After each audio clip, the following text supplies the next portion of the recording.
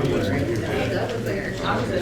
right, I'm gonna go ahead and call the meeting to order. Bucyrus City Council Joint Regular Committee meeting, Thursday, January 23rd, 2020 at 6 p.m. Members present are Jim Mitty, Kevin Myers, Mark McKeever, Lisa Alsop, Doug Fogue, Candace Yoakum, and myself. Normally, there's a public participation allowed at this point, but we have several items on the agenda that people may want to speak that are related to. If you want to speak about those items, there will be a time during that part of the meeting for that. We just want to make sure that we can get a couple things out of the way here, because there's some people that need to be leaving by 6:30. They have other commitments later tonight. So if you have any public participation not related to anything on the agenda, you can do it now. But one of the firearms things is towards the end of the meeting. No? All right, well, I'm gonna go ahead and get started with my committee. Service Committee, I'll call the order at 6:01 p.m.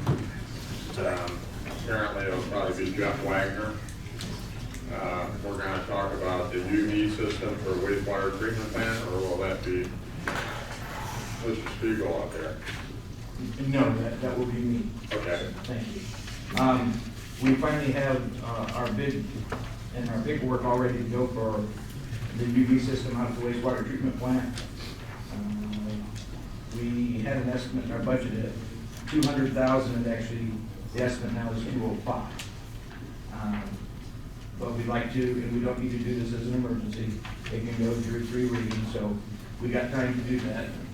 And we're replacing a 1993 system with a very similar one right beside it. So it's got, let's see, we're doing most of the install ourselves, and then they'll come back and inspect it, and then the warranty will kick in for a year. So once they come back and approve it, I just need permission to go out to bid for $205,000. Kevin? Mr. Wagner, does that include a 10% contingency? No, at this point, I talked to Tim Wood, and he said he didn't feel that it's going to come in higher. Okay. Especially since we were doing all the installation, we didn't feel that we needed to add 10%. Is there a way you can kind of explain a little bit of the process, how does it flow? Well, basically, if you can picture a bug light, you know, it's an oversized ultraviolet system that during the spring, summer, and early fall, when there's organisms in the water, it pretty well just zaps them out of it. Because we have to clean it to go back into the river, and it's just as clean as it coming out of your faucet when you're done with it. That's basically what it is. It's just an oversized system. They're very unique, and luckily we got one that will actually fit in our room that we have in a pit. Yeah. Yeah, it's actually the last step. It goes back into the room. Anyone have any questions? Mary? All right, I need someone to make a motion to go ahead with the project at $205,000. I'll move to proceed and send it on to finance. Okay, motion by Kevin, I need a second. Second. Second by Lisa. All those in favor say aye. Aye. Okay, opposed, motion passes. I'm going to go ahead and recess my committee at 6:04 p.m. That leaves it to me. I will start finance at 6:04 p.m. First one, item on there is a UV system for wastewater treatment plant. Anybody have any questions? It's been pretty well explained, so Joyce, there's plenty of appropriated for it already. And so basically, just asking to be able to go out to bid for this, so you just need to approve it so we can go to bid and enter into a contract. Okay. I'm gonna ask for a regular proceeding on the no emergency. So moved. Okay. Second? Second. Okay, there's no other discussions. All those in favor say aye. Aye. Those opposed, same sign. Motion passed. All right, various appropriations. It's all yours, Joyce.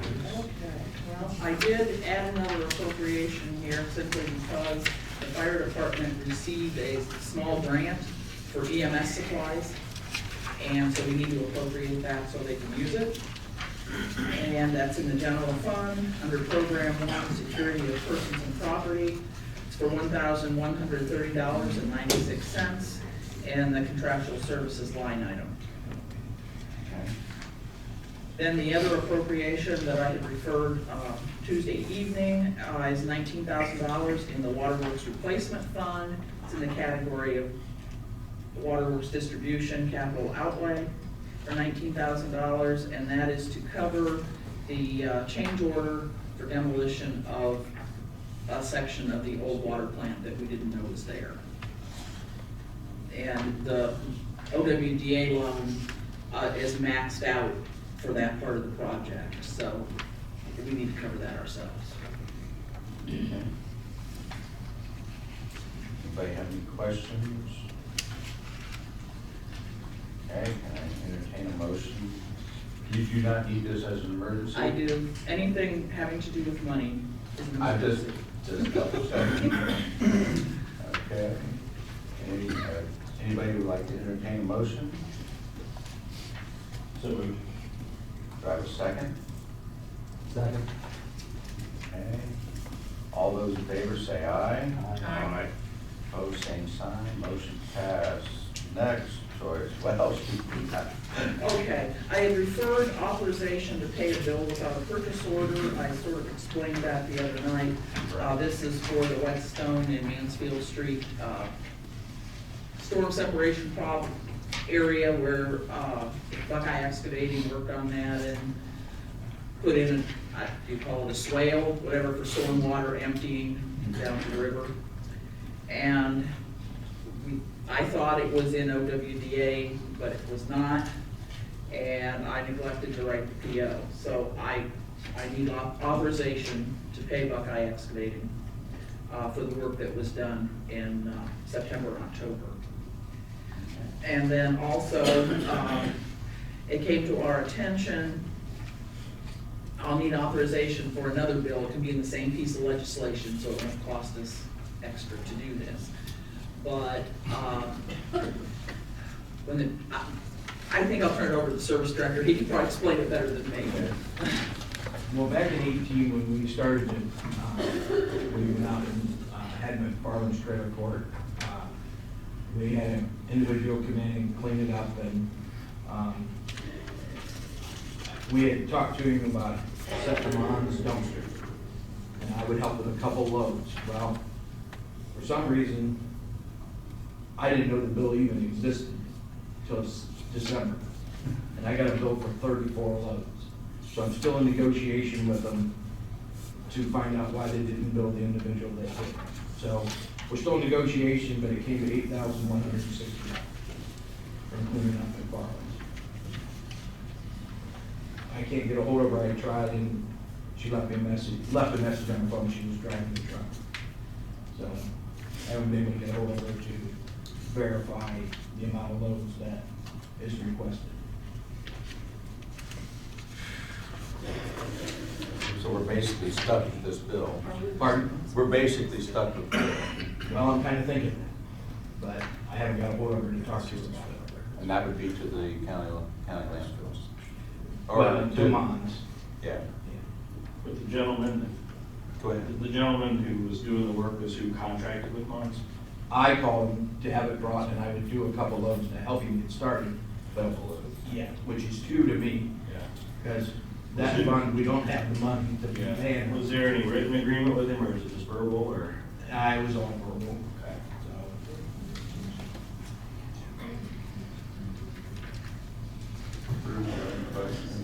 Anybody have any questions? They've been paid to tear those buildings down? I mean, I wasn't here when all that happened, so I'm kind of No, unfamiliar. yeah, You go ahead. no, they tore the building, the trailers down for the value of the scrap. It was the debris left over that was getting hauled away that had no value, and that was where the dumpsters came into play. And So we this didn't- is the people that did that have used this dumpster Yeah. repeatedly?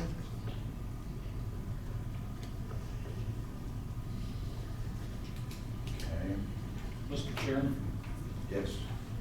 wasn't the agreement that the company or the people that salvaged the trailers, wasn't it their responsibility to clean up the leftover debris as well?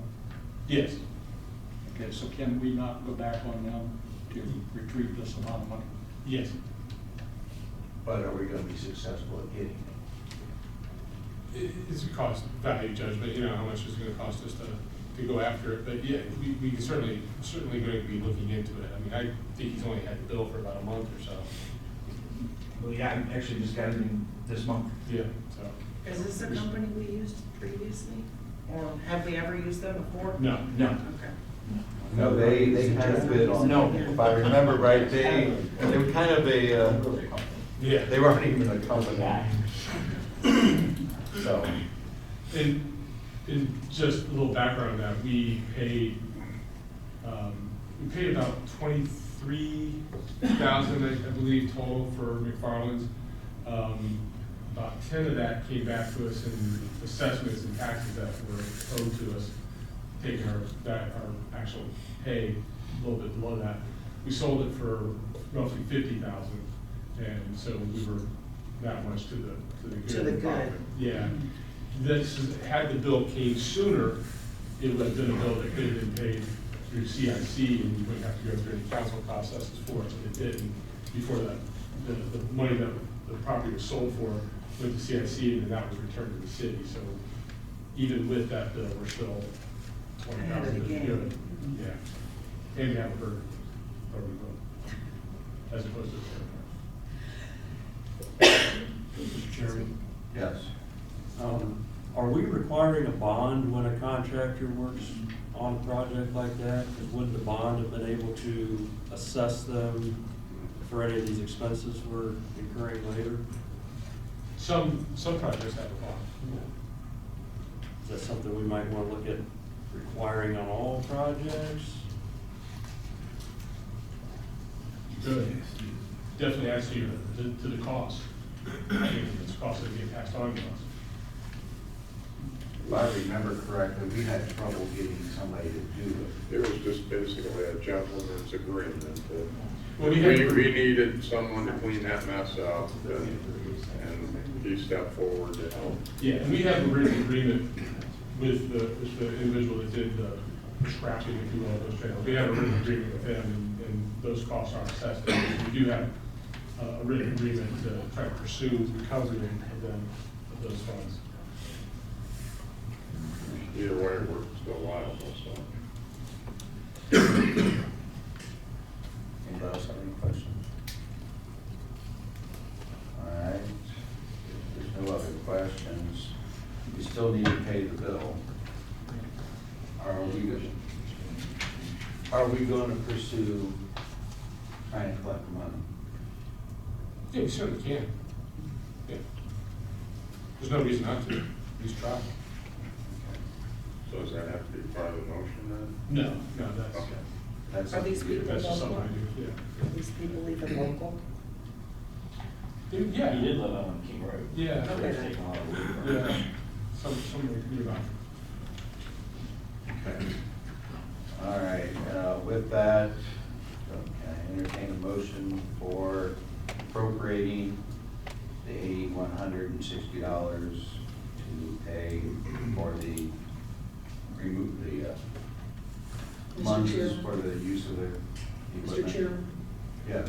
You actually don't need to appropriate that money. I can pay the bill without having to appropriate additional money. Okay. We just need the legislation authorizing you to do that because the bill is so old. Okay. And of course, there was no purchase order again. So So there's two items in this piece authorizing me to pay Buckeye Excavating Correct. and the company that provided the dumpsters. Okay. So, do I have a motion to entertain both of those, which will add up to $27,000? So moved. 19,000, right? Oh, no, I'm No. sorry. How much was, water? The Buckeye? The bill for Buckeye is already in the budget and appropriated. Oh, okay. So we're not having to appropriate money there either. Again, it's just permission for me to pay without the customary purchase order in place. So I have a motion to pay without the customary purchase order.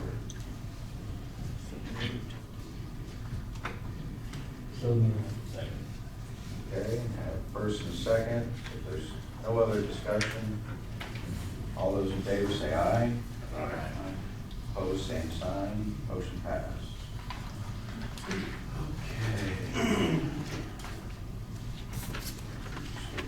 Billet. I do believe that goes to you, Jeff. I guess it does. Thank you. Back when we put together the 2020 budget, we had talked in the street department that we wanted to add 2 additional workers that would split their time with the parks from May 1st to October 31st. So under the street department, we would like to change the skilled laborers to 2. And then add 2 skilled laborers, but then underneath that, the pay would be 50% street and 50% parks.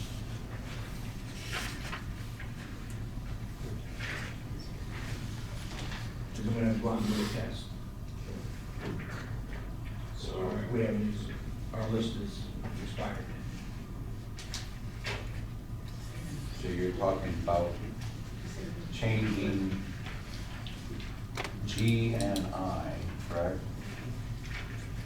We won't need to change anything in the parks. Because it says 6 caretakers already. Okay, but we need to change Just that. under I. Under I3, taking the 3 to 2. Correct. And making 50% street, 50% park. Now you'll take the skilled to 2, Right. and then underneath it, add 2. Okay, 2 more. 2 skilled laborers, 50% street, 50% park. That's what we put in the budget.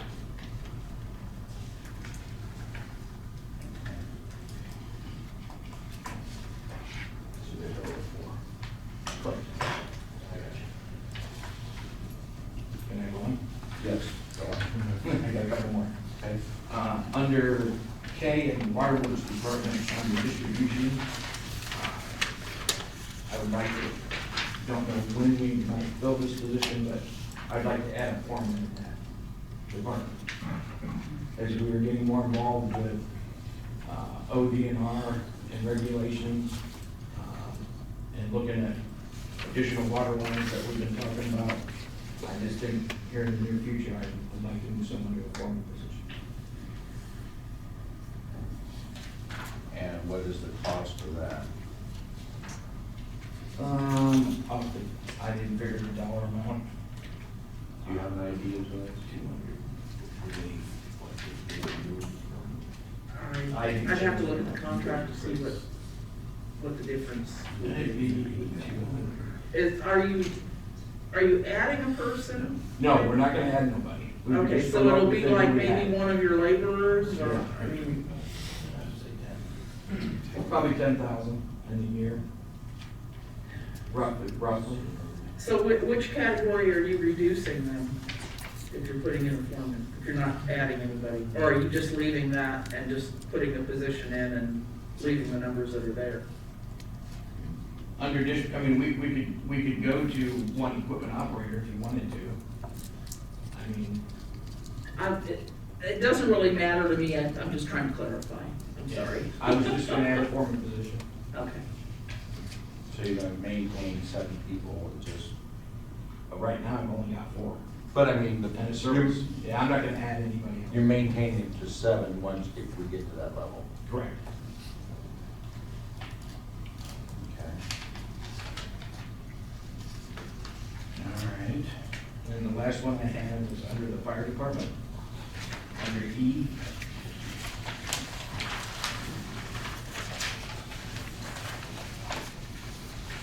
And due to the change that we have going on in the fire department right now, we'd like to add an administrative captain.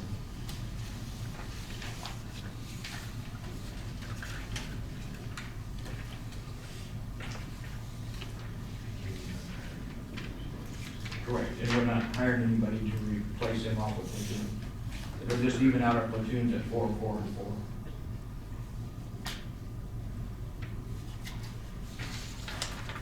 Okay. So he's the man in charge then? Yes, and then we're getting ready to, as we get ready to do the fire chief's test, sometime later this summer, late summer, we'll start that process to get a new chief in place.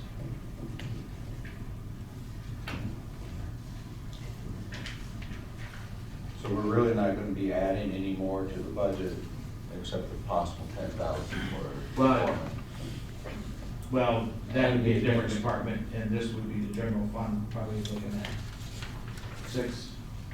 We haven't finalized it yet, I mean, we've been talking, but we can't do anything until we get this done, so.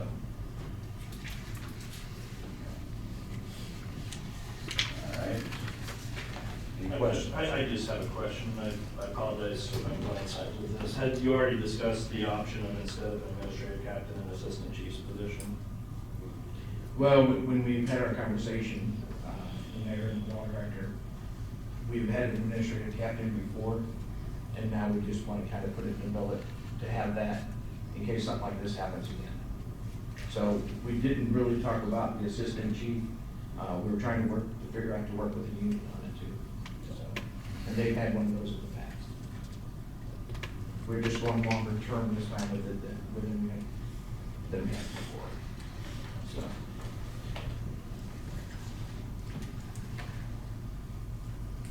Jim, you have any questions? No, if you need them, you need them. Bruce? Why is the foreman of the working person, or is he going to be just a supervisor? We do some of the same jobs they're already doing now. Yeah, he'll still be part of the group, and the crew, and they stay in the union, and just we put on a lot more responsibility in that department. So you can schedule them and all that. Well, the schedule's pretty well the same for all of our workers during the day. So how is his responsibility change? He's just getting added in the ODNR, and we've now been working on adding additional water line going outside the city, if we have enough signups. He's just taken on with, especially with ODNR and the reservoirs. We're getting closed in on things that need to be done. So he's just taken on more of a role of being a supervisor.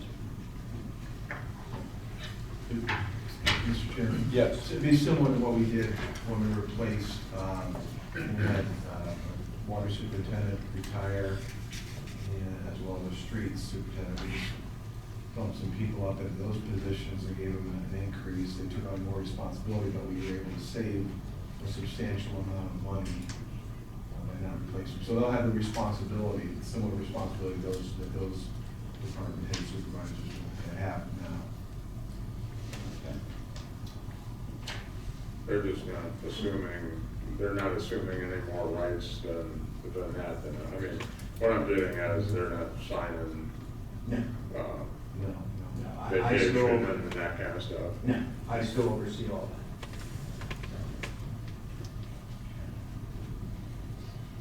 that. All right. If there's no other questions, I entertain a motion to amend the billet to the suggested items as a foreman, the skilled labor to 2 and 2 at the park for 50-50 split between the street department and the park, and an administrative captain for the fire department. So moved. We have a second? All right. The first and second, if there's no other discussion, all those in favor say aye.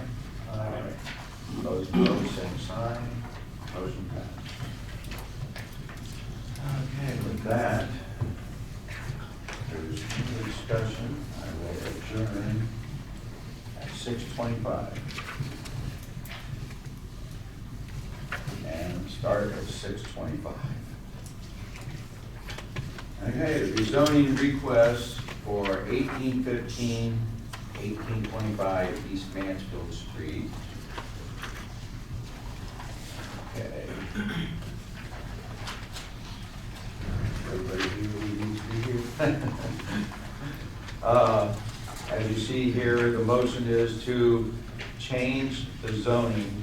It's amending the supplementing section 1157.02 entitled Official Zoning District Map under Chapter 11157 entitled Zoning Districts and Zoning District Map under Title 9 entitled Zoning Districts under Part 11 entitled Planning and Zoning Code of the Codified Ordinance of the City of Bucyrus by the redesignation of the properties located at 1815 East Mansfield Street and 1825 East Mansfield Street for parcel numbers, and I won't read them all, they're here, from general business, the general business district, into LIC, the limited commercial industrial district. We had a public hearing. We had no objections. We didn't have any other approvals other than the one who wanted to change the zoning. So what we need to do now is, if council, the committee is for it, we need to make a motion to accept the rezoning of this portion of the property. So moved. Second. Have a first and second. No other discussion? All those in favor say aye. Aye. Aye. Those opposed, same sign. Motion passed. Okay. With that, I will end the meeting at 6:27. Up next, we have I'll call the Economic Development Committee to order at 6:28 p.m. We have up the various subcommittee appointments. We've already taken care of the Board of Zoning Appeals and the Central Joint Ambulance District. It has been brought to my attention by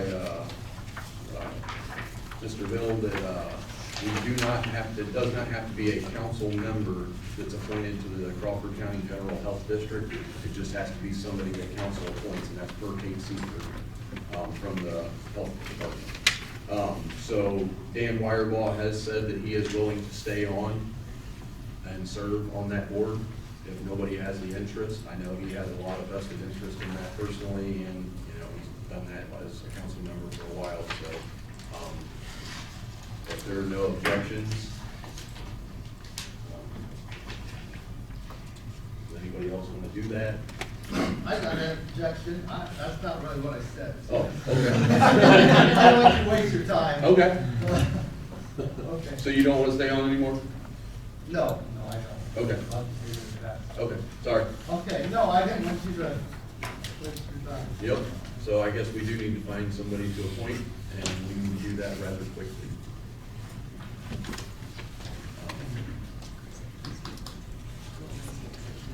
It's the third Wednesday of the month at 4:30. I know my schedule won't fit it.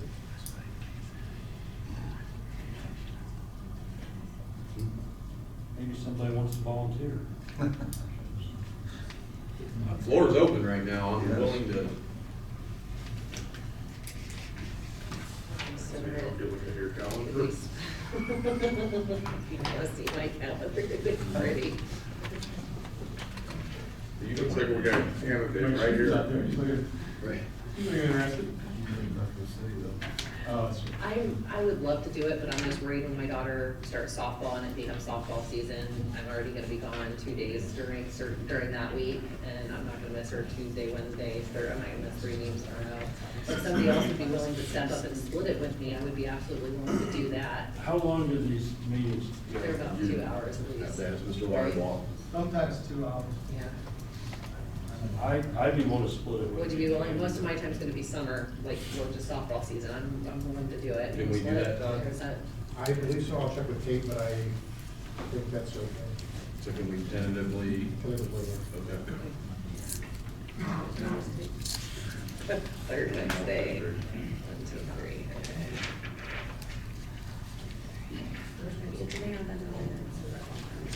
Yeah. Next up would be the Crawford County Family and Children First Council. This is a 2-year term to coincide with your council term. They meet at 9:30 a.m. in the lower level of the courthouse quarterly. And our representative before was Mr. Shock, who's no longer on council, so. 30 quarterly.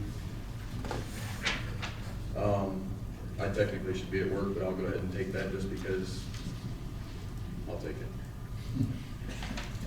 Anybody have any objections to that? Anybody else want it? I didn't figure you could, so my schedule is a little more flexible, so. Next up after that is Bucyrus Tourism and Visitors Bureau, another 2-year term to coincide with your council term. Mr. Myers was on this board. He has asked Ms. Yocum to take his place. She has agreed to do so. I'm already on this She's board, already on so the I'm board, gonna. I can still remain on the maintain board, it. it's just a switch so that if I don't fulfill the full 2 years. Okay. So does anybody have any objections? Anybody wanted to be on that board? Okay, move on. Up next is the Crawford County Park District. This is another 2-year term to coincide with your 2-year council term. Bruce, you still want to stay on this board? Yeah. Okay. And, well, and I was just gonna get to, Mr. Kepke, is unable to stay on this board for other obligations and things that he has going on, so Ms. Yocum has stepped up and would like to be on that board. Does anybody have any objections? Okay. We'll move forward. Next up is the safety team for Bucyrus employees. Another 2-year term to coincide with your 2-year council term. I'm gonna ask you, how often did you meet? Did you meet up with Lee already? You did. If you did, okay, well, never mind, I won't ask you. You'll take that? Yeah. So, does anybody have any objections to Mr. Myers taking that? Anybody else want? Okay. Move on. Up next is the Community Improvement Corporation, another 2-year term to coincide with the 2-year council term. I currently sit on there as the Economic Development Chairman and will continue to do so. Up next is the Floodplain Appeals Board. This is just one appointed by council. This was no term limit on here or anything. This was currently something that Monica Sack oversaw as the plating committee member. So do I have a plating committee member that would like to step into this role? I do. You do it? Yes. Okay, so we'll put, As needed after 3. yep. I don't think that meets very, very often, but after that, we have the Stormwater Utility Appeals Board. That is the Service Committee Chairman. And that would be Bruce, you, and you will be staying? Right. Yeah, absolutely. Up next is Volunteer Firefighters Dependents Fund Board. This is another one that, this is just a 1-year term. We currently have Mr. McKeever on there. Would you like to stay on there? Okay, and then we need one other, member from council. Is it in the evenings? We, 4 years, I have not had. All right. Sign me up. All right, Lisa is down for that. So you're lucky, they're gonna meet 4 times this year. That's okay, as long as it's not every week. Next up is Community Reinvestment Area Housing Council, CRA for short. This is a 3-year term per ordinance 13-2004. I am currently on this board and am willing to stay. Mr. Wireball was the other person on this board and no longer here. Really, we haven't met very often. This is kind of one of those as-needed things for when somebody wants to. Okay. As long as it's in the evening. I don't have that flexibility you got going. Yeah, I was gonna say, everything's in the evening for that most of the time, so, yep. Normally, it's kind of an after business hours, so the business person can be here usually, or whoever. After that, the airport commission, which we have Bobby Carter on there until 12/31/20, and we already have, yeah, we'll do on that this year. that's what I thought. After that, we have the Tax Incentive Review Council. Again, that's the Economic Development Committee chairperson, so I'll be staying there again. Bucyrus City Housing Advisory Committee. This was Council President Love was our representative from the city. This says appointed by mayor. Do we need to leave this up to Mr. Reeser to appoint, or? I can ask, just whether she still wants to stay on, and then, yeah, that person would be appointed. But Okay. she may want to stay on, I'll run it past her. Okay, so we'll find out about that. All right, and then I have the Bucyrus City Records Commission. It looks like we still have the rep, we don't need to worry about that. Up next is the Bucyrus City CIC, which this is already taken care of. This is made up of the mayor, president of council, which will be on this now, Mr. Fankhauser, the auditor, Ms. Schiffer, and then myself and the service safety director, Mr. Wagner. So we don't need to do anything with that. We do have, Ms. Schiffer did leave. She would like to bring back the local board of tax review. This is something that's been in committee since 16, and it's just been kind of dead from what I understand from Mr. Hill. She would like to see it brought back. And this is, if I understand correctly, 3 people that are appointed by council that are outside of city government, correct? Two by council, 1 by the mayor. 2 by council, 1 by mayor. Okay. So that's something that, as all of us council maybe want to take some time and think about, we can discuss. I say maybe the news media could put that in their article that we're looking for volunteers. And ultimately, our contact information is on the city's website. Reach out to us if you're interested. Let us know, and then we can bring that back to the committee and discuss, and depending on how many people reach out, I guess, so. Other than that, do we want to go ahead and take a vote on all these, Todd, to? As a group vote for all of the employees, and then the full council will take it up in 2 weeks. Okay, so I just need a motion then. So, would somebody like to make a motion then to send this to council? I have a motion and a second. All those in favor say aye. Aye. Anybody opposed? All right, motion carries. We'll address that at our next council meeting. And I will adjourn economic development at 6:38. Yep. Okay, forgive me if I get sorry. I called our public lands and buildings committee to order at 6:37, or did you say the I last said one? 38. 6:38, please. What we have today, we are talking about the AEP charging station parking space. We have a letter dated January 15th, 2020 from Mr. Reeser. Dear Mr. Chairman, the Traffic Commission met on January 14th, 2020. It was recommended that the Public Lands and Buildings Committee amend codified ordinance number 351.14 to designate one parking space in city parking lot number 6 for an electric vehicle charging station with a 2-hour limit, and that can be accessed 24 hours a day, 7 days a week. And that was from Jeff Reeser, Mayor. Goes on to 351.14 city-owned parking lots. A, all city-owned parking lots shall have a 2-hour parking limit during regular business hours. B, no person shall park a vehicle between the hours of 3 a.m. and 5 a.m. on any city-owned parking lots. So I guess that would be the one thing that doesn't match, that would need changed, because the 24 hours a day access to that parking spot. And where there's apps that people will have if they're driving by here, the town, and they have an electric car, they'll be able to see, oh, Bucyrus has a charging spot, and so it'll drive them into town and hopefully let us see the town, let them, the 2 hours their car's charging, it'll give them access to the town, and they'll be bringing business.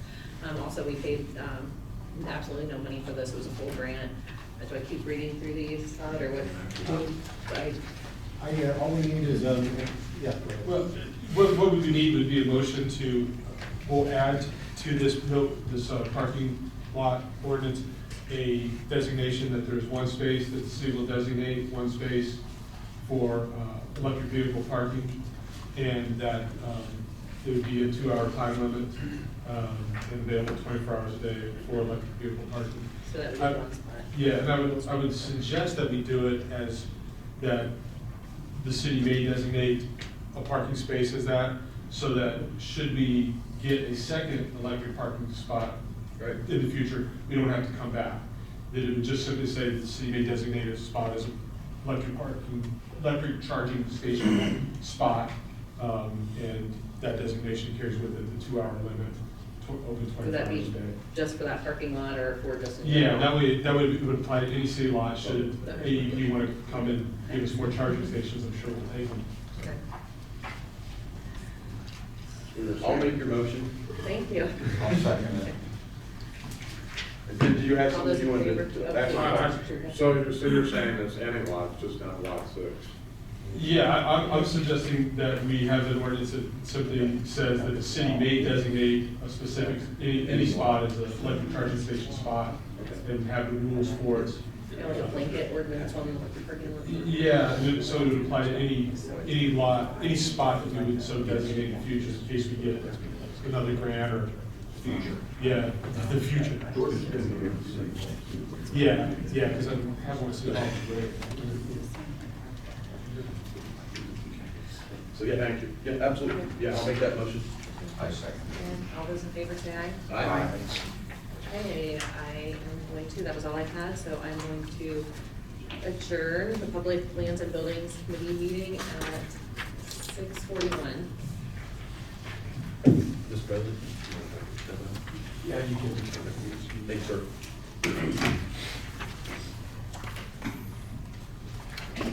Mr. President, you want to do health and safety before the ad hoc or after the ad hoc? You can, okay, let's just take care of this ad hoc thing first, and first thing we need to do is appoint a chairperson of that committee, which is, And just as a reminder, the committee, since it's an ad hoc committee, the members are Myers, McKeever, Yocum, and Truca. We need to have a chair and a second established before we can move forward. I'm gonna be the chair. I don't know if we have to vote on. The committee would, that committee is going to nominate their chair. I make a motion to nominate Kevin Myers. Second. I can make a motion to close the nomination. So moved. Second. I- Oh, second. I made the motion, he said. Oh, sorry. So, all those in, you said, Sorry. all those in favor? Aye. Aye. Okay. Who wants to second it up?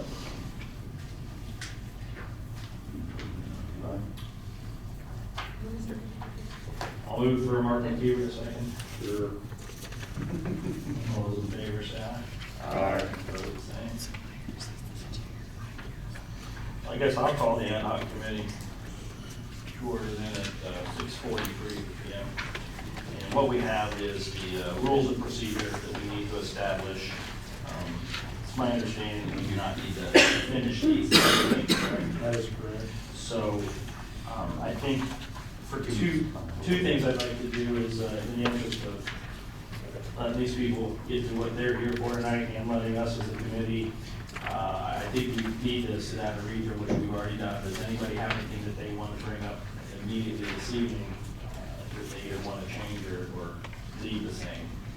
I'd like to see the requirement that the hat rule just stripped out of there. I mean, the women can wear hats, why shouldn't the men be able to wear hats?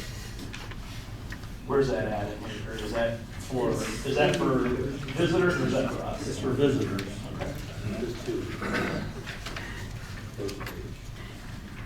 Y'all with hats on didn't even know it was a rule, did you? What happened? Yeah, I have no problem with that. And the drink on the table, somebody having a drink on these tables, I don't think is a concern. They should be able to let, the meeting drags on their first week. Well, Let's think about that. As he sits with a cup in front of him. Next Thursday. Committee meetings Okay. allowed on council We're talking meetings. council meetings, when we're in dress attire. And Mr. Chair, I invited Ms. Grabowski, who is our law clerk. Should you have any questions about how the legislative process works in the preparations of your motions or ordinances and resolutions. So if you have those, or we need to schedule another meeting, she can be available for that as well. But since there's not new faces, say that. Say hello, everybody. I'd like to take the next 2 weeks, let each of us read through here, make our own notes, duly note the things that have been mentioned tonight, and I think we can bite into it in 2 weeks and pretty much come to a conclusion, I think, at that point. Good idea. Does anybody have an objection to that? All right. Sorry to make you stick around tonight for that, but. This next part, I feel like it's gonna be interesting, so.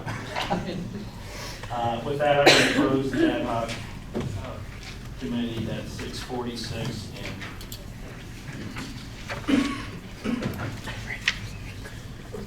Call Health and Safety Committee, order of 6:56. I will start off by saying, this is the reason you're all here tonight. You're all going to get a chance to speak and be heard if you want to be.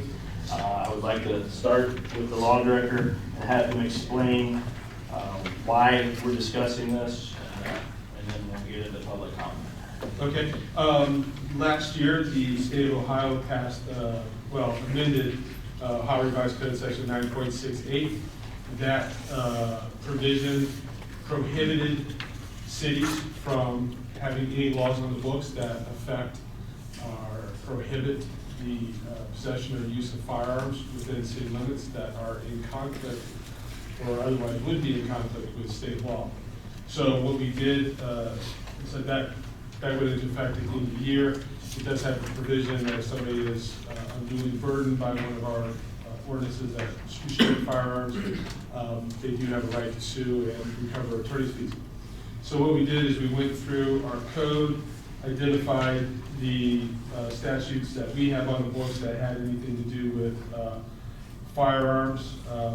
Most of them were hunting related, discharging a firearm in the city limits, things like that. So we identified 7 sections, I think it was, or 5, and made the changes in those. If you look at the first section, which is City Code Section 375.03, it is part of our traffic code. It indicates that it was previously a city code violation to transport a firearm that is not unloaded or securely encased. The state says we can no longer regulate that. I did, however, leave in the bows or any other implement for hunting other than a firearm. So to make it clear that we're not prohibiting firearms from being carried around in the car, loaded up and ready to go. Mr. Rath, if I could interrupt you, just so that the audience can understand, I'm going to read through that particular sentence. It did say, while transporting any firearm, bow, or implement for hunting that is not unloaded and securely encased. We've taken the word firearm out, and the new sentence is proposed to read, while transporting any bow or implement for hunting other than a firearm that is not unloaded or securely encased. Right. And if you guys have questions, I'd like, probably, if you have a question about that, let's get that, and then your comments, we'll get to at the end if that's fair. So are there any questions on that sentence? I have a question. What is the purpose of prohibiting someone from their compound? But you want, if they got a compound bow, they have to have it in a case? That's what you're saying, for me to drive out to public land online, if I'm inside the city? The ordinance that is currently on the books prohibits the transporting of any firearm, bow, or implement for hunting. The recommendation, by state law, we have to remove the prohibitions on firearms. So when we take that out, the things that are left are bow or other implements for hunting. Again, so that's what you're saying. City law right now is. It's already been the law that way, yeah. Why we have that? What's the purpose of that? That is the law that's on the books. You can stab somebody with a bow without it being, or the arrow. It's a bow. Arrow. Seriously, you can take a dude get an arrow, not the Doesn't even say you have an arrow, it says above. It's not an assault anything until you make an action It with just it. seems like a pointless law to me. Mr. Chairman, if the public wants, we could strip that whole Yeah. sentence out. Yes, Yeah. that's what I'm saying. It's a pointless law.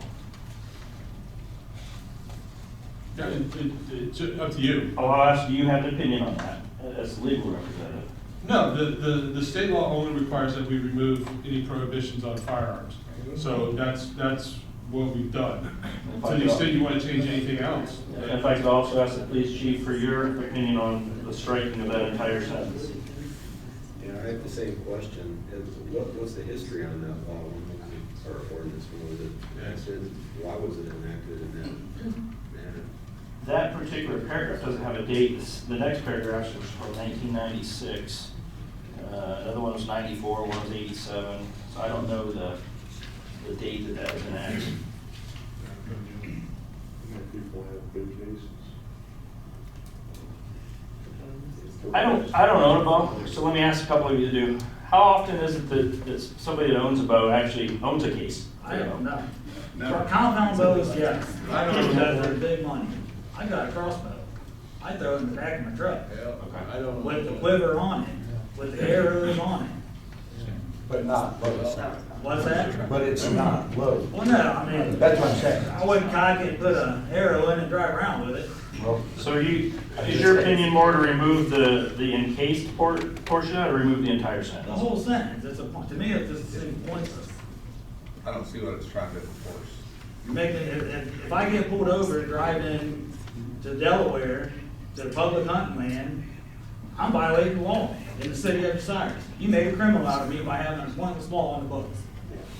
Mr. Chairman, can I ask, Mr. Schieffer is a hunter education teacher, how should one transport their equipment? Well, it depends on what you're talking about. If you're talking about a muzzle loader, it can be fully armed, fully loaded, as long as the percussion cap, or the means of firing the firearm, is omitted. In other words, your percussion cap, your muzzle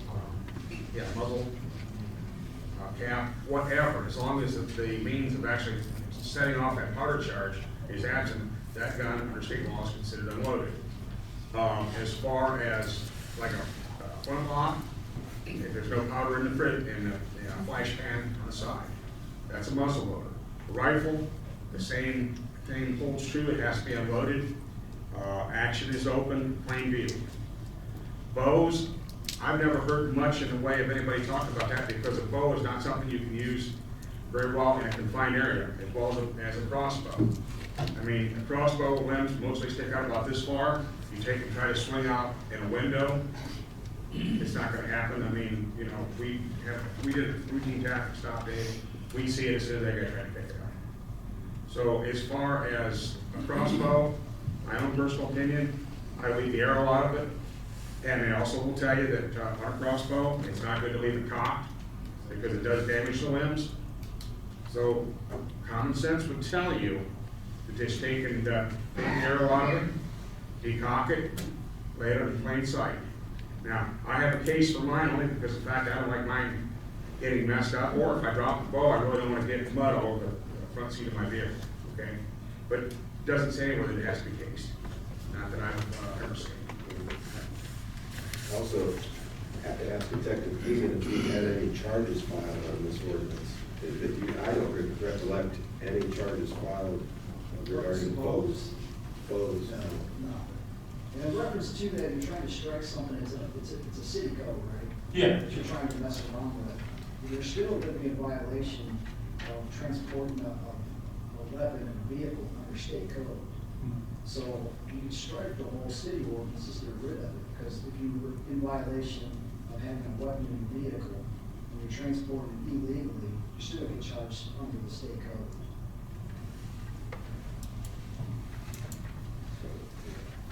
And then, I appreciate the input, because then I can answer Mr. Taylor, you should strike the whole ordinance because it's obsolete. Serves no purpose for it. The entire 37 to 5.03. Well, 370503 is a number of other provisions about operating a vehicle. Okay. 370503A6 A6 is just that portion of it. I mean, there's other things on here about displaying headlights and some other things. I stand corrected then because we do have problems with ATVs with unlicensed operators and not licensed on city streets, which isn't regulated in townships. They can do that under state law to abide by that out there. So the consensus is striking 375.03A6.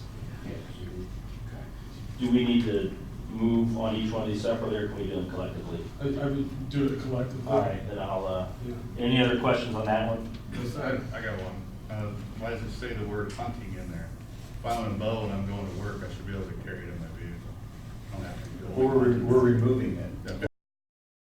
It doesn't say that. It did say or implement of hunting, it wasn't included in that, it was just fire and boat or any other implement also. And Mr. Chairman, I can only guess that it was included in this ordinance because if you're hunting, you might be on an ATV with your equipment. Next section, Mr. Ratner? The next section is entitled 50508. And this was entitled Hunting Prohibited, Pigeons. I don't know why the pigeons was in there. Doesn't talk about pigeons later in the code, so I recommend we cross out pigeons. The ordinance as it reads now says the hunting of animals or fowl within the city limits is prohibited. No person shall hunt, kill, or attempt to kill any animal or fowl by the use of firearms or any other means. This section does not apply to properly supervised and controlled means designed to control or eliminate nuisance animals and fowls within the city. Such supervision shall be through the safety service director or his designee. The state law now indicates that the use of firearms for hunting recognizes that as a constitutional right and eliminates any city codes that prohibit the hunting by use of a firearm. The state law is silent as to prohibitions of local municipalities with respect to other things. So the recommended change solely to cover the firearm is that the hunting of animals or fowl within the city limits by any means other than the use of a firearm as defined by Ohio Revised Code section 292311 is prohibited. This section does, and then we strike the section, no person shall hunt, kill, or attempt to kill any animal or fowl by the use of firearms or any other means. We would strike that sentence. This section does not apply to properly supervised and controlled hunting, or supervised and controlled means designed to control or eliminate nuisance animals and fowl within the city, or hunting on city-owned land as set forth in section 919.05 of this code.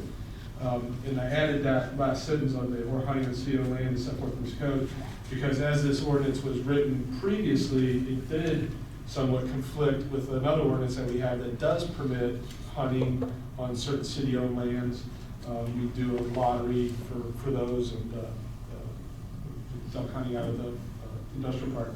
So we want to clear up, we'll do two things. We'll eliminate the firearm prohibition, and we will also bring it into compliance with other sections, the 919.05. What this ordinance would do as written, however, would still allow the prohibition of hunting within city limits by other means, bows, slingshots, boomerangs, whatever. Any questions on that particular paragraph? Mr. Chairman, Sir. are we still allowing the hunting by lottery on the city-owned lands? Yeah. So if somebody won the lottery to hunt on our city lands, would they then be able to use a firearm to hunt on Yes. it? Yeah, and that was the case previously. And this section was kind of it was in conflict with that other section because it prohibited the use of firearms. But in our hunting lottery, we did allow for the use of firearms in certain sections. This does not allow hunting on city-owned land other than the hunting that is permitted through lottery or through the special permits. But this would allow someone to, you know, to have, if they want to hunt on their property, they can do so, even if it's inside city limits. But you're saying that they're not allowed to use a bow or anything like that then? No, yeah, that's what this code section prevented all hunting across the board. The state law says that we have to eliminate any prohibitions for using firearms. We can maintain a prohibition of hunting for things other than firearms, or we can strike it off, whichever way you want to go. But this change is the bare minimum to comply with the state law. I don't understand why we're restricting, if we're gonna be allowed to hunt inside the city, why are you restricting bows and such as that then? You're already allowing firearms. Yeah, if you're gonna allow somebody on a Mr. snowmobile, Bradley? then you might as well let them shots and. Hold on, Ray, let her finish her sentence if you would, and I'll give you. I mean, we're allowing people to have guns on snowmobiles, so we might as well allow people to have slingshots and BB guns, you know, honestly, if BB guns aren't for hunting, I mean. I agree with her, yeah, let us, anything the government has, I should have. Ray? I was just gonna say, you're mistaken about the hunting with guns at the city reservoirs and everything. You're allowed to waterfowl hunt, but you're not allowed to deer hunt. I thought it was only for the deer. Yeah, the waterfowl though, you can use shotguns. Right, So- there's some people thinking that you're allowed to deer hunt with shotguns, Oh. and that's not the case. My apologies. Thanks. So that's just my point. I'm not a fan of all this, but we have to do it via state. I'm just gonna put that out there. I'm not a huge fan of all of this. I think there needs to be some limitations on some stuff. But if we're gonna allow that and have to, like, why regulate us? So- The slingshot. So your state, your position is eliminating 505.8 altogether? Basically, yeah. Okay. I mean, if it's gonna go that far. And I'll ask the same question to the law director and police chiefs I did the last time. Do you see any issues from doing so? The issues are neighborhoods. Yeah, So many things. absolutely agree. You have regulated hunting on grounds like the reservoirs or industrial park, and neighborhoods are entirely different. Proximity and noise. Which brings up another issue, which is noise. But doesn't the state then fall into that category? Because you got to be so many X number of feet from a house, to so many feet from a road, to so many feet from a school and all that. So I mean, that preempts any of this. Mr. Taylor? In that ordinance, it said hunting or killing any animal, am I correct? That was how it's worded? The section that's being stricken. Just the hunting of animals or fowls. The part that had to be stricken is no person shall hunt, kill, or attempt to kill any animal or fowl by the use of firearms or any other means. That part definitely has to be taken out. You're taking that out? Well, it has to be, at a minimum, that has to come out. Okay. But if they take the whole thing out, it's. And hunting regulations still trump this also, you know what I mean, like. Yeah. Just to- Yeah, there are multiple other state rules about where and when you can discharge firearms. So just to make sure I understand correctly, the two of you have no issue with removing 505.08 because state law will? Well, the state law still regulates hunting, and there's a limit to how often and when you can hunt. Right. And where. You'd have to have permission to be on private land. A city lot's a lot different than a small ranch or farm. So you might want to think that through on the language, where you already have wide open spaces within the municipal boundaries that you can hunt. That's Where are they? regulated. Where's the public land that we can hunt in Crawford County? We have it designated, I don't remember where they are at, do you remember? There aren't any, you gotta win the lottery. Yeah. In the lottery, yeah. Yeah, okay, that's not open for everybody, that's select. And that comes with its own set of rules, correct? Yeah, that's correct. Not part of the city ordinance. Okay. Since we're just talking about the city ordinance. No, really, if you look at people who live on the outskirts of town, Allmiller Park, River Bottom. There's a huge deer herd. And was it 15 years ago, one guy was downtown and ran through the plate glass on BK Medical Supply? There's a huge deer population here. I don't see the people living on the outskirts of town. You got some big guard. Why can't you shoot a deer with your bow? During hunting season. There's not, I see nothing wrong with that. Am I mistaken, like, last year, I think the city passed an ordinance that's saying that if you get permission from a city residence and permission from the city, that you can both hunt deer in town? I don't recall that. Yes, I we did. saw that. We passed it. In certain areas, didn't we say that? That wasn't it along, I'm trying to remember, we had. It's like along the river, around the Allmiller Park. Yeah, we had to pull that up. You had to get permission from the landowner and permission from the city to bow hunt on there. I saw that somewhere.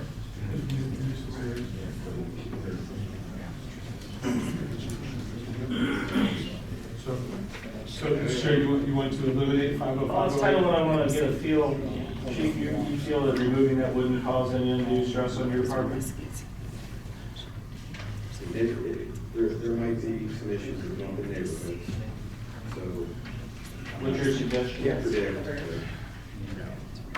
There are municipalities all over the state that are wrestling with this issue with deer population exploding, deer becomes a nuisance in urban areas. We do have, if you drive around at night, you will see deer and coyotes in Bucyrus. I was driving down Mary Street and almost chasing me.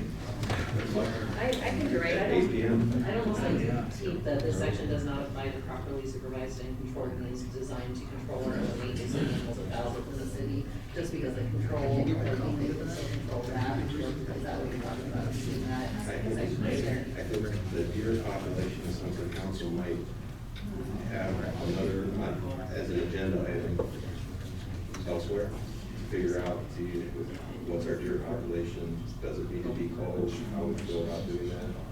The way other cities, since we're dealing with just the firearm ORC issue tonight. Jim, what's your thoughts?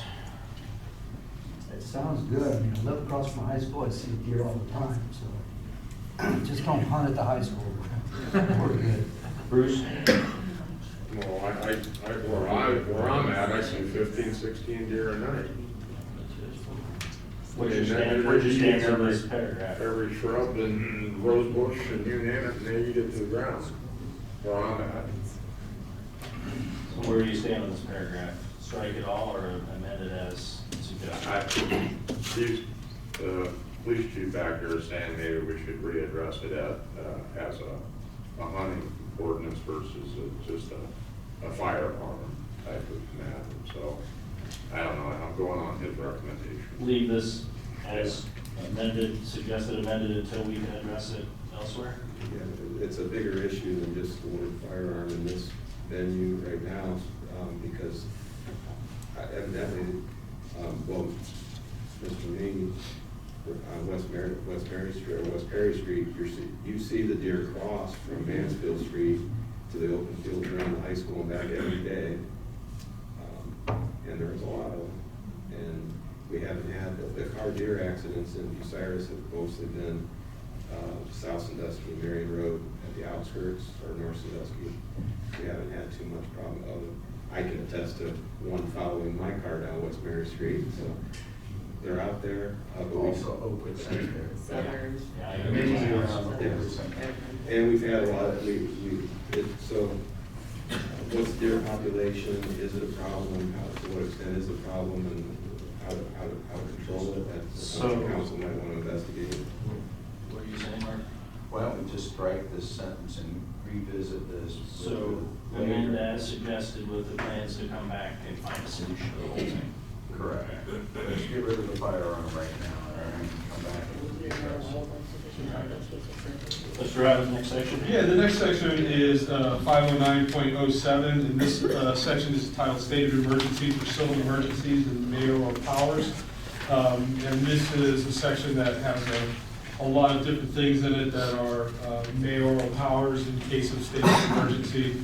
There's all kinds of things in here. But in particular, it has 3 sections that we need to address tonight. Section F currently reads, prohibit or restrict the sale, distribution, dispensing, or giving away of any firearms or ammunition of any character whatsoever. Obviously, that needs to be stricken completely. Section G, order the closing of any and all establishments or portions thereof engaged in the sale, distribution, dispensing, or giving away of firearms and or ammunition. Again, that's something that would have to be stricken completely. And again, those were 2 sections that were previously in there to give the mayor authority in times of national emergency. Section H is a little bit different. Section H currently reads, prohibit or restrict the carrying or possession on public streets or sidewalks or in any public park or square or in any other public place a weapon or object intended to be used as a weapon, including but not limited to firearms, bows, arrows, air rifles, slingshots, knives, razors, broken bottles, fire bombs, missiles of any kind, clubs, blackjacks, billies, chains, or similar items.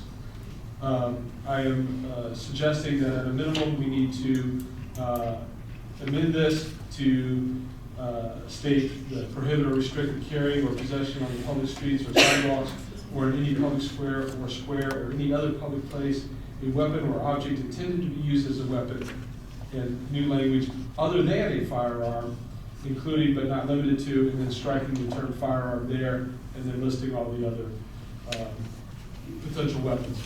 And again, this is a code section that applies, gives the mayor certain powers in times of national emergency.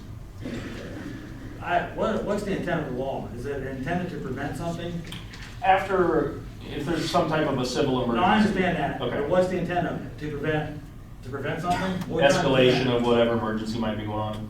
No, what's the law prohibiting anyone from carrying any type of weapon? What are we intending to prevent? So it's only in a time. No, I understand the time frame. I guess that's what I'm trying to say. Yeah, I understand that. I don't understand the intentions of even having that provision. What are we trying to prevent? Why would we want to be prepared? What are we trying to prevent? Assault? Isn't it already illegal? Again, this was passed in 1994. I understand that. I don't care when it was passed, it doesn't make sense to me. Well, it's very restricted. That's the. You're gonna take off, that's what you're proposing? Yeah, section F and G, we're passed in 1994, and we're recommending that sections F and G be stricken. Right, I'm talking about the other part, where you want to keep it, you want to be able to prohibit any weapon, right? You want to keep that, right? During a time of emergency. Section H prohibits the carrying or possession of certain weapons other than a firearm, is the recommendation. So you could still carry a firearm. I understand that. Again, it's a tool. Whatever the tool is, what is the purpose of the law? I'll read the first paragraph of this. Whenever the mayor determines that an emergency exists as a result of any natural disaster or man-made calamity or clear and present danger thereof, or riot, or insurrection, mob action, or other civil disturbances causing danger or injury or damage to any person or property, the mayor shall, and that goes on. That's what it's talking about. That's what happened in New Orleans when they had the flood. How'd that work out for them? Didn't work out worth a hoop. I'm just reading what it's saying. Okay, let me understand, maybe I'm not understanding what you're saying. You're going to prohibit everything except the firearm under that provision, is what you're saying? Well, keep in mind that's what's currently written. The language that Mr. Ratliff prepared was to address the state issue with the firearm. We're open to hearing other opinions, which we're picking up what you're saying. Mm-hmm. Right now, we're kind of addressing how it had to be written. We just give her the whole prohibition. Can you please prohibit anything? Okay. Also, the news media would like, again, if you're going to speak, to state your name so she can quote you. Robert Taylor is my name. 411 Plymouth Street. And Ray Thodoff, you know him from earlier? Yes. My question is, why prohibit anything? Well, if I don't have a gun, now I can't have a knife. Well, excuse me, If anybody wants to look at all this stuff we're talking about, it's on the city's website currently under minutes on demand. If you go in through there, this is a committee meeting, the date of this committee, everything that we're talking about that has the changes and the striking out, it's all on the city's website, so you can, if you want to review it after you leave here, you'll be able to look at that. Are rocks coming from prohibited? Well, Not currently. in England, the next thing they're gonna do is outlaw knives because they don't have guns to kill Mr. people. Now they're using knives, so it's ridiculous. The whole idea is ridiculous. Mr. Chairman, Jessica Swerline, 610 East Acre Street. I just want some clarification that it says that the mayor can declare that when he seems fit, not in a state of national emergency, correct? I understand declaring things when we're in a national state of emergency, but just to say, oh, well, there might be some threats happening, so I'm gonna institute this right now. Yeah, the sentence does read, whenever the mayor determines, then an I emergency personally have an exists. issue with that more so than restricting someone's billy club. I don't even know what a I don't want billy you club guys is. restricting any means of self-defense. Doug Stamper, I totally agree with her. I have a problem with that myself. Lisa? I guess maybe so that people understand a little better, these laws are already on the books. Yes. And we have to comply with state laws, am I right? And these were what we were doing to comply with those state laws.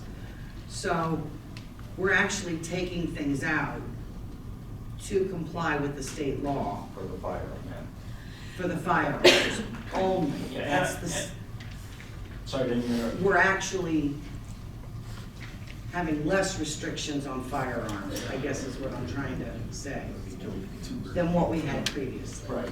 I think what Mr. President's trying to state is we're trying to address that issue, and I think he's suggesting give us your feedback on the rest of it, and we're happy to continue to address it. I know we have the one section we're worried about tonight, because we're not, it makes sense, we're not trying to shut you down, we're trying to accomplish task A, and then we're happy to take on task B.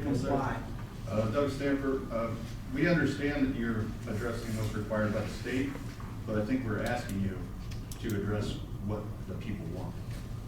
And I think that's what I just said, that we're going to listen to you.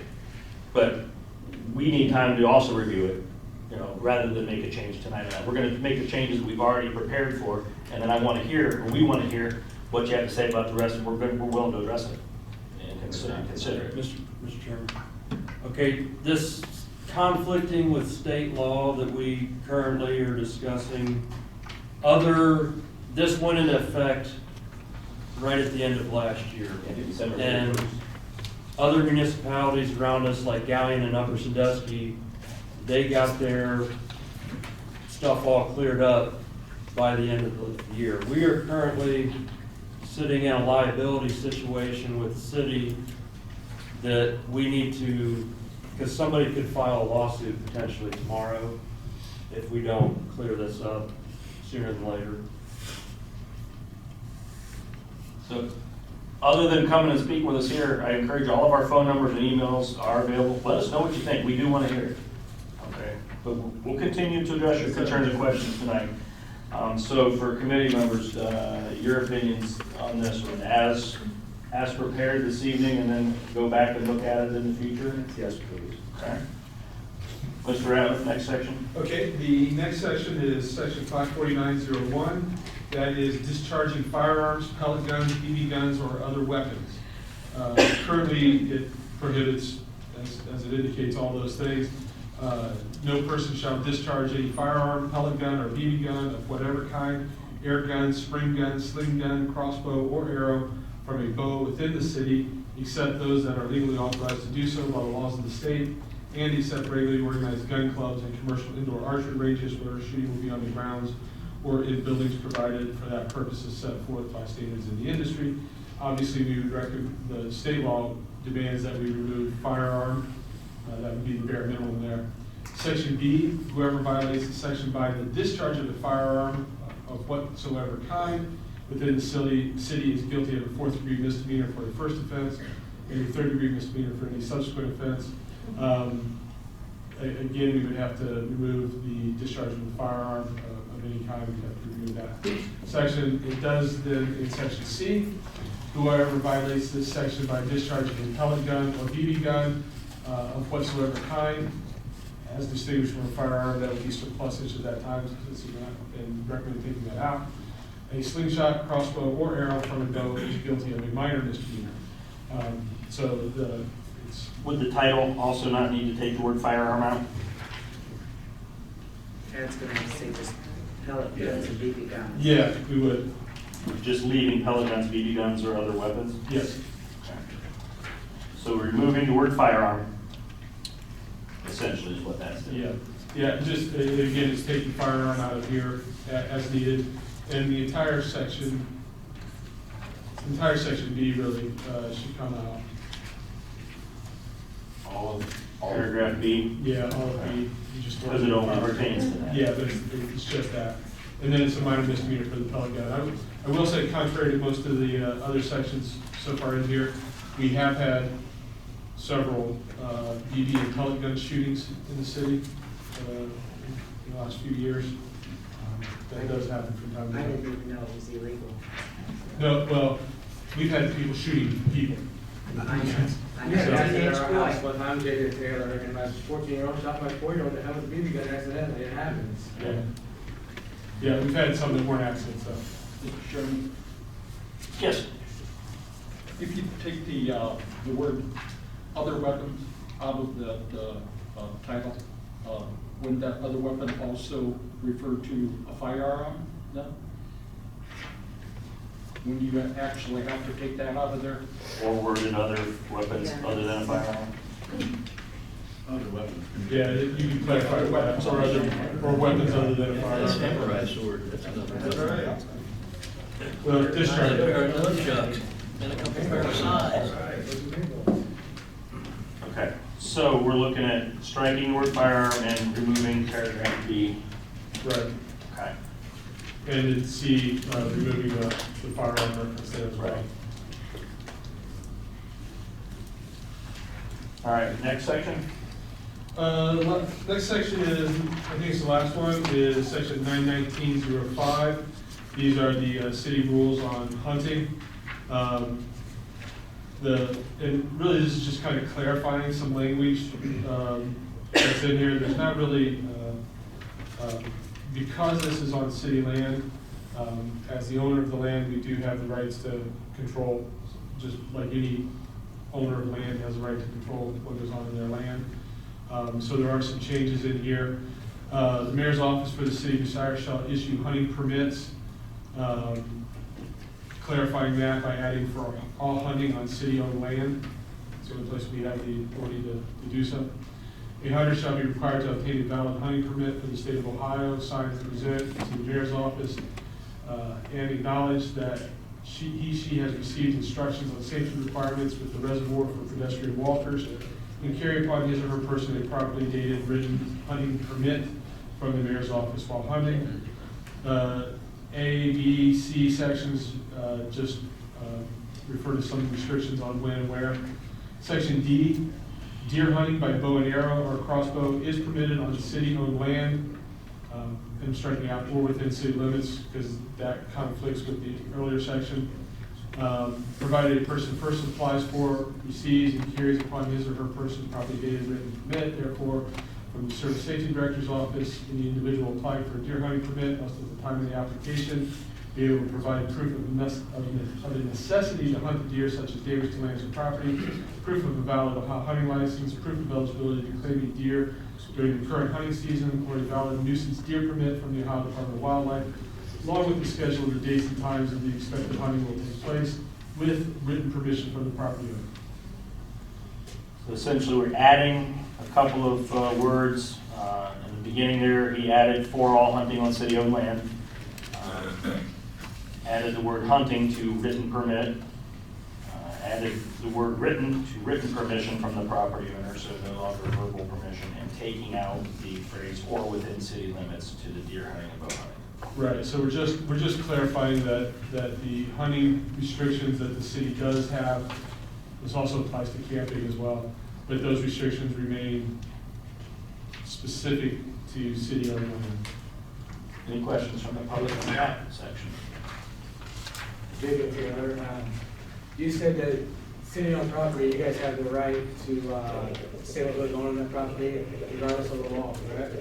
So in the city of Bucyrus, if I want my son to go out to the gun and shoot some cans against the garage on my property, wouldn't I have the right to say he's allowed to do that since it's on my private property? The code section prior to that governs the discharge of firearms. But you said, you stated that you have the right to control it. 54901 prohibits the discharge of BB and pellet guns within the city limits. That's a separate section. This section only is about the city's ability to control hunting on its lands. And you said that any owner of land has a right to control it also. You stated that right after that. Any owner of land has the right to control hunting and other restrictions on their land. Yes. Within the city, the discharge of pellet guns is prohibited. Well, paintball guns. It does not specify. What it says is discharge of a pellet gun or BB gun of whatsoever kind, a slingshot, crossbow, or arrow from a is guilty of minor misdemeanor. So paintball guns are legal. Paintball guns aren't specified in there. Doesn't necessarily mean it's legal, but it's not. It's legal, it's not safe. It says BB gun of whatsoever kind. So that's too much of a broad band. I would agree it's a gray area, and it would be subject to probably challenge, but it doesn't specify. Okay. So, what we're looking for right here this evening is to go back through what we have just hashed out here. I'm looking for a motion to strike 375.03A6. I'm looking for also in that motion to approve 505.08 as proposed. I'm looking at approving 509.07 as proposed. I'm looking at approving 549.01 as proposed, as well as removing the title firearms from the title and striking paragraph B completely. And we're looking at And amending the other weapons to define no firearms. Where's that? The title. In the title. Yeah, Clarify the title. Oh, yeah, I didn't write that down, sorry. That'd be fine. And other weapons, other than firearms. And we're looking at accepting 919.05 as proposed. So I'll entertain a motion for those changes this evening. First from Mr. McKeever.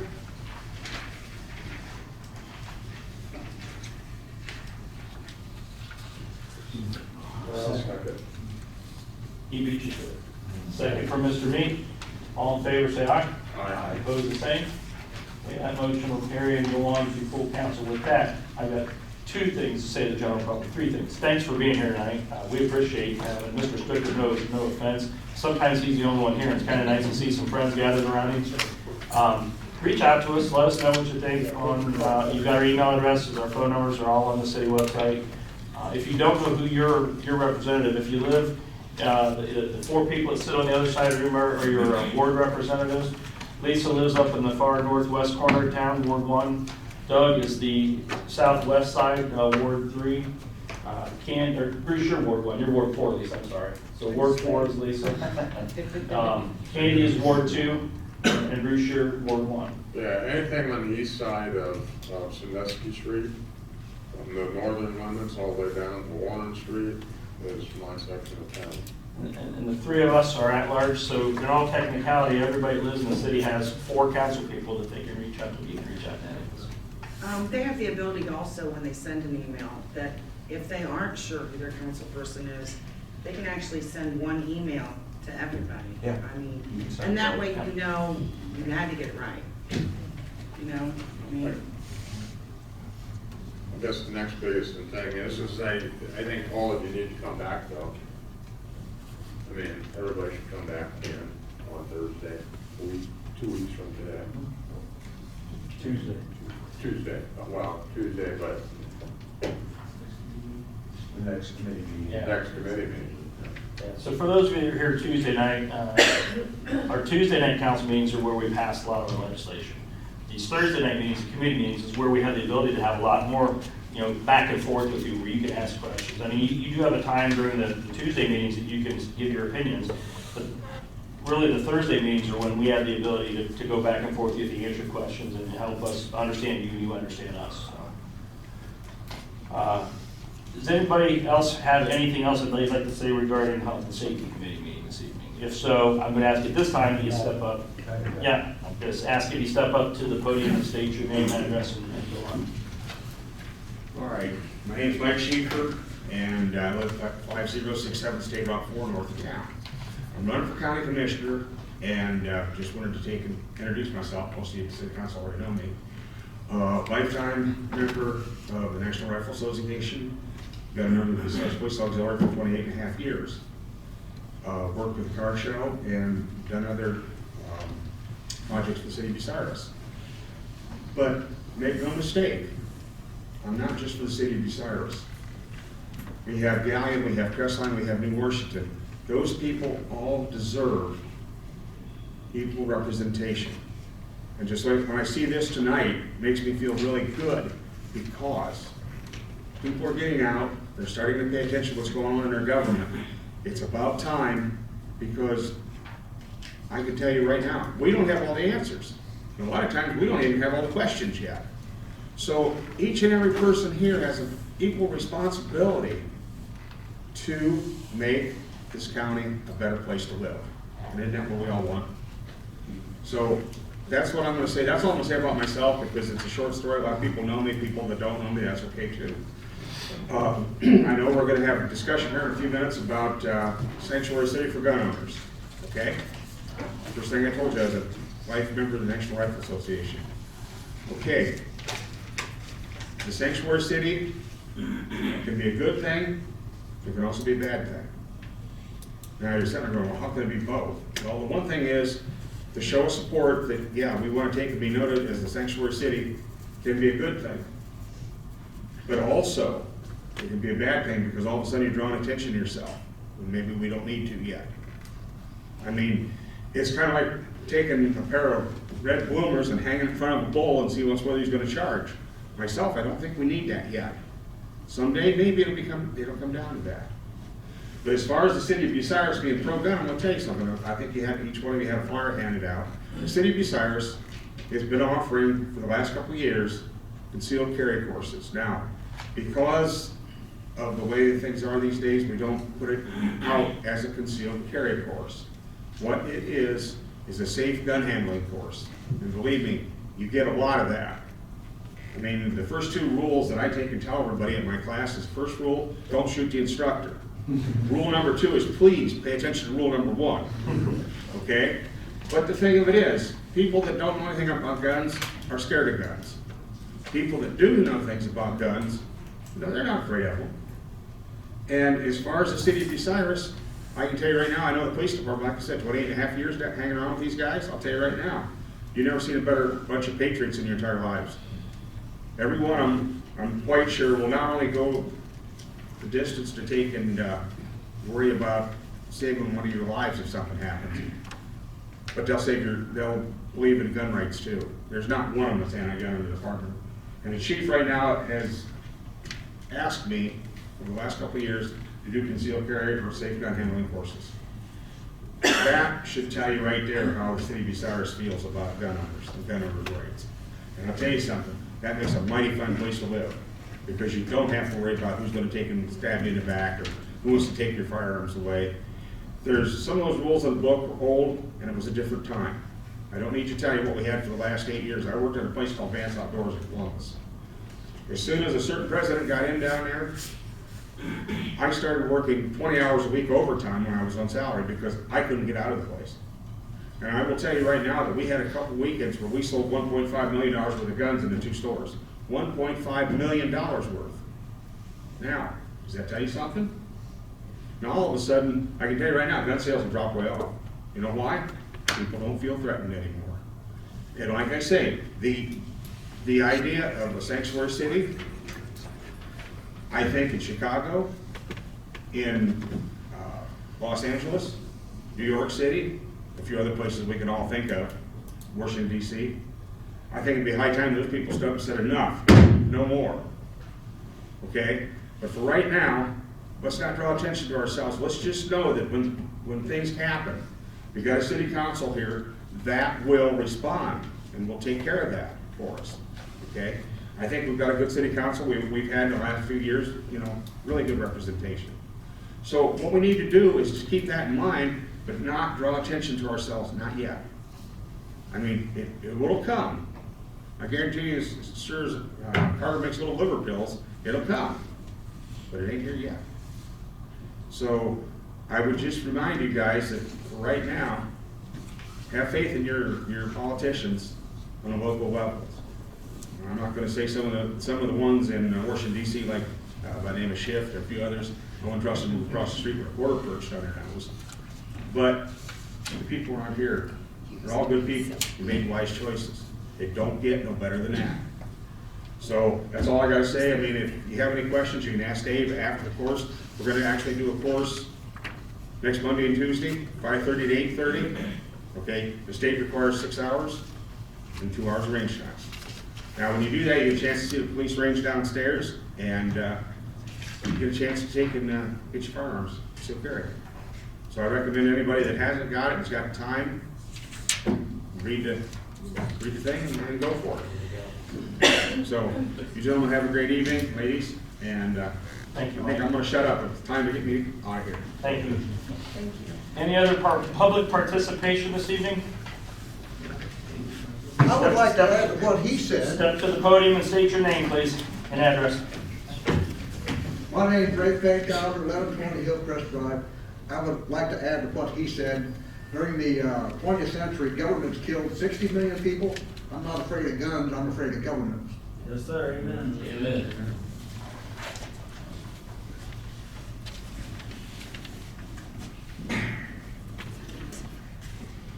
Robert Taylor, 411 Plymouth Street. I'm a little more prepared this time. Hope I don't fumble through this like I did on Tuesday. Just to add to what that gentleman said first, I'm all about being proactive. If it's not an issue down the road, why is it an issue now? Why is the resolution to be a sanctuary city? And if it's not going to be an issue in 2 months or 6 months or a year when the state decides they want to pass red flag laws, then why is it an issue now to become a sanctuary city? Lawrence County, Ohio just became a sanctuary county. Adams County's talking about it. Ross County's talking about it. Why aren't we being proactive? I have just a few words prepared. There is a point to this. It doesn't all pertain to local government, but I promise you there's a point to it and the message I'm trying to portray. Just bear with me. We're told guns don't make the average citizen safer. Yet, at the first mere assumption of a threat, public officials set up a metal detector and armed security guard. Good guy with a gun. According to some of the anti-gun crowd, he should be armed with a rape whistle and trained to pee his pants instantly. From the looks of it, you might need a bigger gun-free zone sign. Are your lives more important than mine, than my child's? Who is anyone in government to hinder my right and my ability to defend myself? We have the right to life, liberty, and the pursuit of happiness. It's indisputable that the best defense against any shooter is to shoot back. There's nothing else better to do than to shoot back. On an individual level,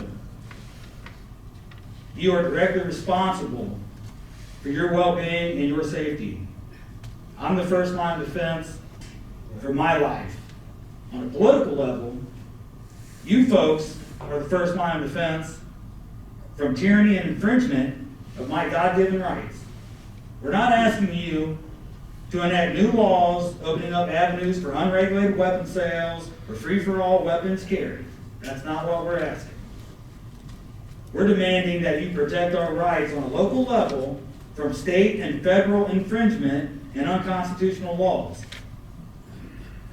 We know what extent the federal and state governments will go to when it comes to gun enforcement. Ruby Ridge, Waco, Texas, Kent State, are all examples of government involvement of law, of enforcement, right? That's why I don't trust the federal government and many state government agencies.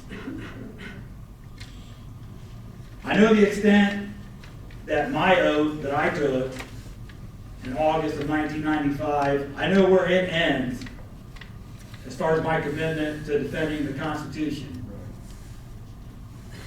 My question is, what extent are you folks willing to go to enforce unconstitutional laws?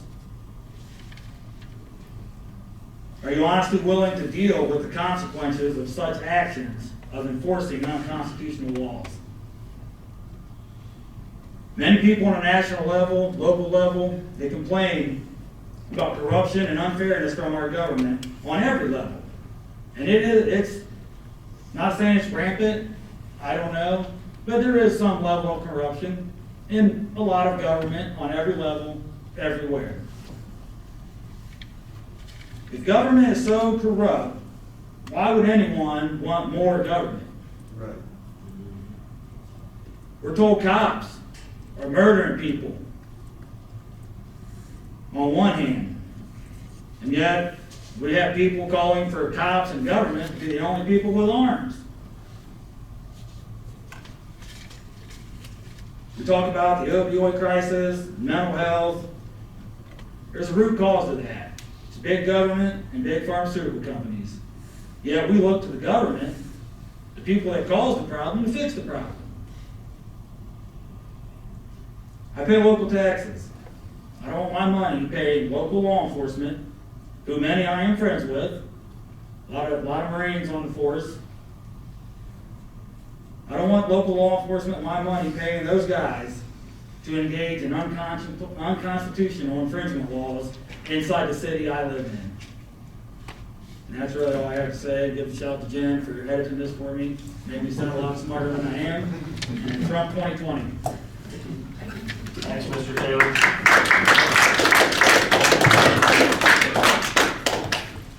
All right, with that, I am going to close the health and safety at 7:42 p.m. And I think we've also taken care of public participation. I'll ask again just to make sure we're legally covered. Is there any other public participation? Seeing none, we'll recess at 7:42 p.m. Oh, no, I need to ask for a motion. So moved. Oh, wait, shoot, I'm not your committee. This is for the joint regular committee, so everybody can first. Second, all in favor, say aye. Aye. Opposed, the same. We are recessed at 7:42.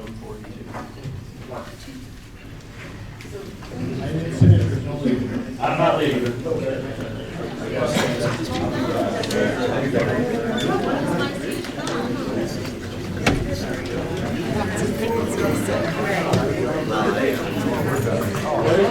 Hey, I was like, who the hell is touching me?